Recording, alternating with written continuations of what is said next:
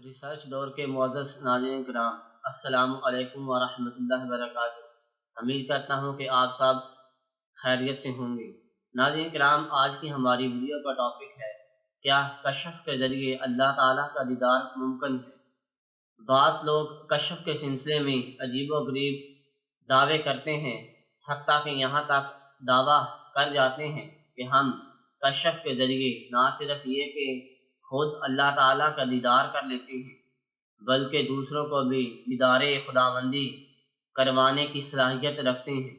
حالانکہ یہ صاف جھوٹ ہے، کیونکہ دنیا میں اللہ تعالیٰ کا دیدار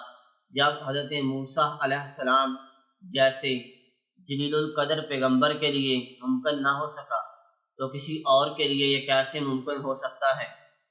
قرآن مجید میں حضرت موسیٰ علیہ السلام کا واقعہ اس طرح بیان کیا گیا ہے۔ قرآن مجید کی سورۃ الاعراف کی آیت نمبر 143 میں اللہ سبحانہ و تعالیٰ ارشاد فرماتے ہیں، اور جب موسیٰ علیہ السلام ہمارے پاس کوہ طور پر آئے تو ان کے رب نے ان سے باتیں کی، تو حضرت موسیٰ علیہ السلام نے عرض کیا کہ اے میرے پروردگار، مجھ کو اپنا دیدار کرا دیجیے کہ میں آپ کو ایک نظر دیکھ لوں۔ ارشاد ہوا کہ تم مجھ کو ہرگز نہیں دیکھ سکتے، لیکن تم اس پہاڑ کی طرف دیکھتے رہو، وہ اگر اپنی جگہ پر برقرار رہا تو تم بھی مجھے دیکھ سکو گے۔ بس جب ان کے رب نے اس پہاڑ پر تجلی فرمائی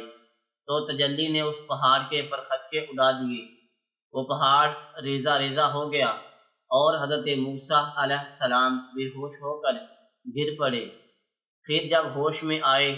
تو عرض کیا کہ بے شک آپ کی ذات منزہ ہے، آپ کی ذات پاک ہے، میں آپ کے جناب میں توبہ کرتا ہوں اور میں سب سے پہلے ایمان لانے والا ہوں۔ ناظرین کرام، جب اللہ تعالیٰ نے حضرت موسیٰ علیہ السلام کو کوہ طور پر بلایا تو موسیٰ علیہ السلام نے اللہ سبحانہ و تعالیٰ سے دیدار کا مطالبہ کر لیا۔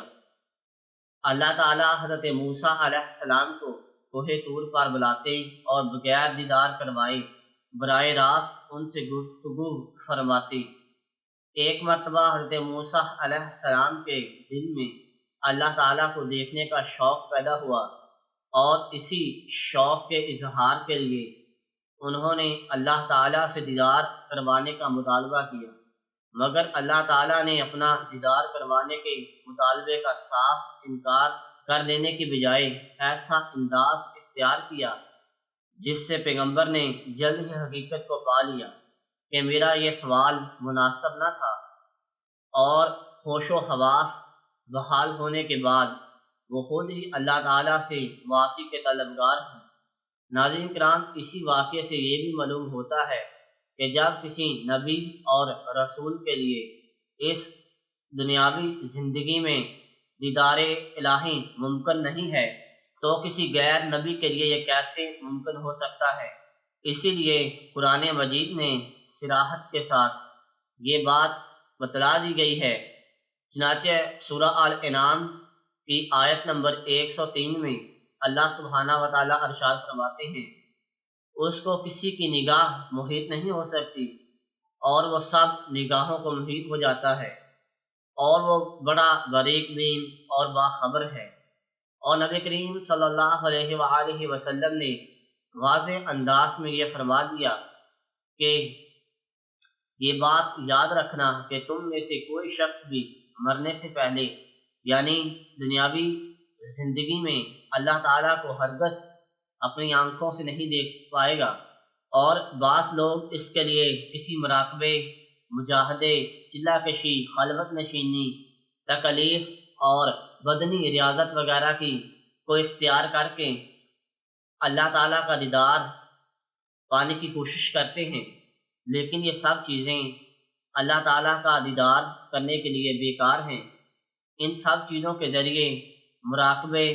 مجاہدے، چلہ کشی، خلوت نشینی، تکلیف دہ بدنی ریاضتوں وغیرہ سے کبھی بھی اس دنیاوی زندگی میں ہم اللہ تعالیٰ کا دیدار ہرگز نہیں کر سکتے۔ بلکہ اسلام میں ترک دنیا، رہبانیت اور لمبی چوڑی ریاضتوں کی کوئی گنجائش نہیں، اور نہ ہی صحابہ اکرام علیہ السلام کی ایسی مخصوص بدنی ریاضتیں اور مراقبے ہمیں کسی حدیث سے ملتے ہیں، اور نہ ہی صحابہ اکرام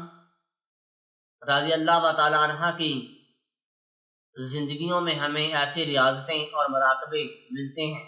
بلکہ اس کے علاوہ صوفیہ کے ہاں الہام و فراست کے مقابلے میں کشف کی اصطلاح زیادہ معروف ہے، اور ان سے ان کی مراد یہ ہوتی ہے کہ قلہ کشی اور بدنی ریاضتوں کے ذریعے ایک مقام ایسا آتا ہے کہ اللہ تعالیٰ انسان کے دل پر حقائق منکشف کرنے لگتے ہیں، اور اسے ہی کشف سے تعبیر کیا جاتا ہے، اور اس کے کئی درجات بیان کیے جاتے ہیں۔ حالانکہ الہام اور صوفیہ کے اس کشف میں بڑا فرق ہے،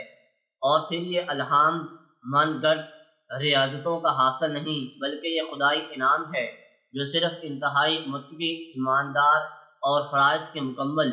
جا آوری کرنے والے ہی کو حاصل ہوتا ہے۔ چنانچہ جب ہم قرآن مجید کا مطالعہ کرتے ہیں، سورۃ النور کی ایک آیت میں اللہ سبحانہ و تعالیٰ ارشاد فرماتے ہیں، اور جس کو اللہ تعالیٰ نور ہدایت سے نہ نوازے اس کے لیے کوئی نور نہیں ہے۔ تو معزز ناظرین کرام، فراست کے حوالے سے صوفیہ کے ہاں درج ایک روایت بڑی ہی مشہور ہے، اور وہ روایت یہ ہے کہ مومن کی فراست سے بچو کیونکہ وہ اللہ تعالیٰ کے نور سے دیکھتا ہے۔ یہ روایت سخت ضعیف ہے، امام ابن جوزی اور البانی ابن عدی وغیرہ نے اسے انتہائی کمزور قرار دیا ہے۔ ناظرین کرام، اسی کے ساتھ ریسرچ ڈور کی ٹیم کو اجازت دیں، ملتے ہیں کسی اور ایسے ہی